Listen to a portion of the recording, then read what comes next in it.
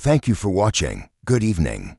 Tonight, let's listen together to a gentle and slightly bittersweet story that has been passed down through the ages. The Happy Prince. High above the city, on a tall column, stood the statue of the Happy Prince. He was gilded all over with thin leaves of fine gold. For eyes he had bright sapphires, and a large red ruby glowed on the hilt of his sword. He was very much admired indeed. "He is as beautiful as a weathercock," remarked one of the town councillors, who wished to gain a reputation for having artistic tastes, though he was not going to say that. "Why can't you be like the Happy Prince?" a sensible mother said to her little boy who was crying for the moon. "The Happy Prince never dreams of crying for anything." "I am glad there is someone in the world who is quite happy," muttered a disappointed man as he gazed at the wonderful statue. One night there flew over the city a little swallow. His friends had gone away to Egypt 6 weeks before, but he had stayed behind, for he had been in love with the most beautiful reed. At last he decided to go. "Where shall I put up?" he said. He flew round and round the statue, and at last he settled between the feet of the Happy Prince. Just as he was putting his head under his wing, a large drop of water fell on him.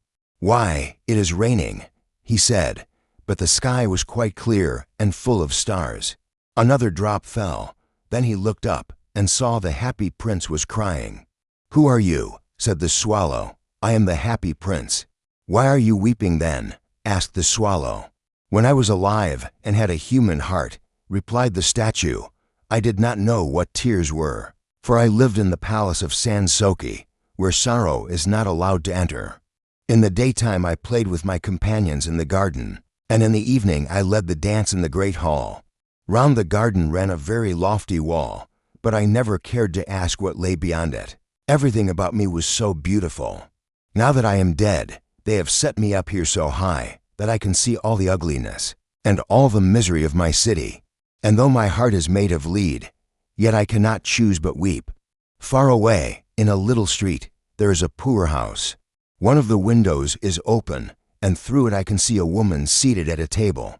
Her face is thin and worn, and she has coarse, red hands all pricked by the needle. She is embroidering flowers on a satin gown for the loveliest of the queen's maids of honor to wear at the next court ball. In a bed in the corner of the room, her little boy is lying ill. He is asking for oranges, but his mother has nothing to give him but river water. "Swallow, swallow, little swallow, will you not bring her the ruby out of my sword hilt?"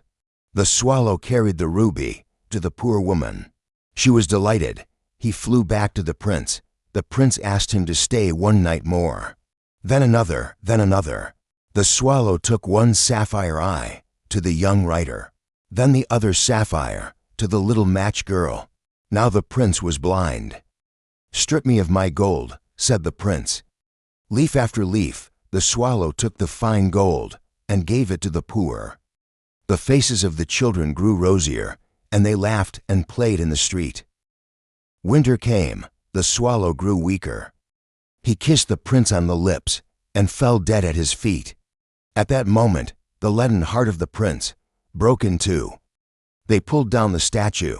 They melted it in a furnace, but the broken heart would not melt. God asked an angel to bring him the two most precious things in the city.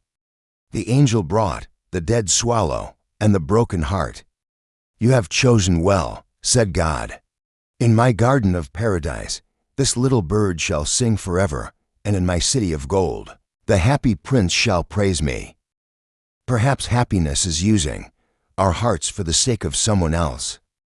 Thank you for staying with us to the very end.